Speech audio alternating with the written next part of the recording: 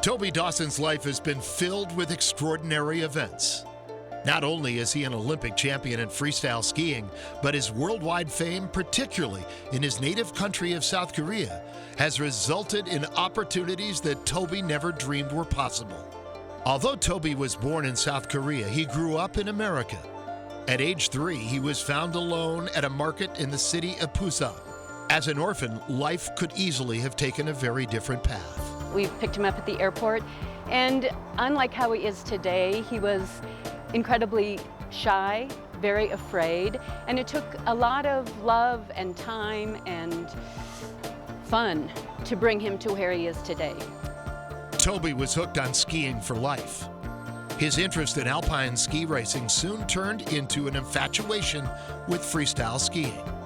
I think that the day that I realized that this kid was going to be something incredibly special, we were skiing in the back bowls, and the kids had told me that Toby had learned how to do a 360, which at that time for a 10-year-old to be throwing a 360 was unheard of. He comes off this jump, just charges into it, and he's 8 to 10 feet off the ground throwing this slow rotating 360, and it was literally like I think the expression on my face at that time would have been like somebody witnessing the Wright brothers in their first flight. I mean, I couldn't believe what I was seeing. Toby was just wild. He would bomb mogul runs and not even stop and look back, and we just thought he was crazy. Toby began training and competing to make the U.S. national team when he was 16. Finally a member by 1998, Toby burst onto the World Cup scene and demonstrated his progressive and visionary nature for freestyle skiing. Over the course of his time in the World Cup circuit until 2006, Toby earned 7 wins and 17 podium finishes. He also notched 2 bronze medals at the 2003 World Championships and a gold medal in 2005. Toby is nicknamed Awesome Dawson for a reason. When Toby would compete, it was always very exciting. A little bit fast and loose, a little bit unorthodox, but the excitement level was always there. I'd say that Toby's skiing was characterized by the fact that he never lost his youthful recklessness. After not making the 2002 Olympic team, Toby thought about walking away from the sport. And it's a good thing he didn't. In 2006, at the end of the World Cup circuit, Toby laid it all on the line for a spot on the 2006 Olympic team. Competing and earning a bronze medal in Torino was the pinnacle of Toby's ski career. You kind of think once you get to the Olympics, you get to do 2 runs, but that's not the case. So, I mean, it was just a relief first that he made it to the finals.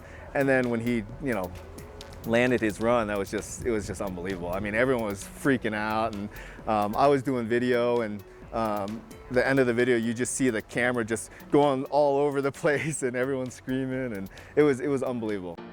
Realizing his dream of an Olympic medal opened a new chapter in Toby's life.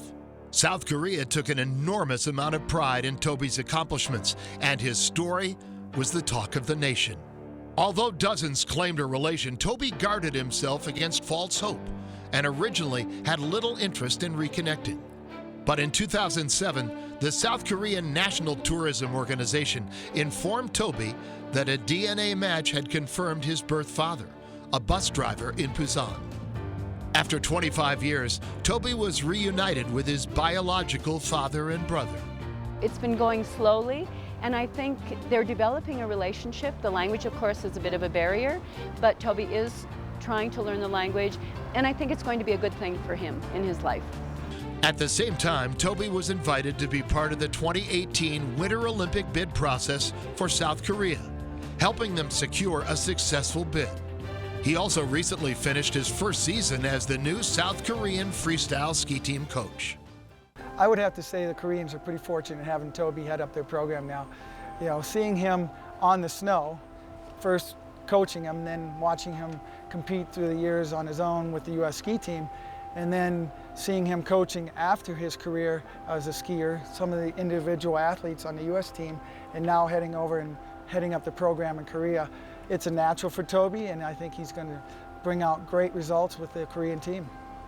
Toby has set an example for skiing exploits around the world, making a larger-than-life contribution to the ski industries across South Korea and the United States. His incredible accomplishments have proved that anything is possible with dedication, enthusiasm, and passion.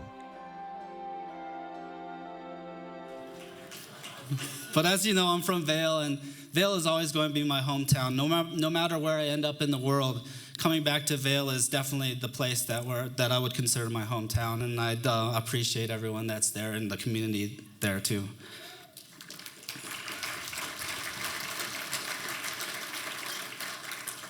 I'd like to give a final recognition to the people that have done so much in my life. The consummate supporter, my younger brother Casey, and his wife Sue.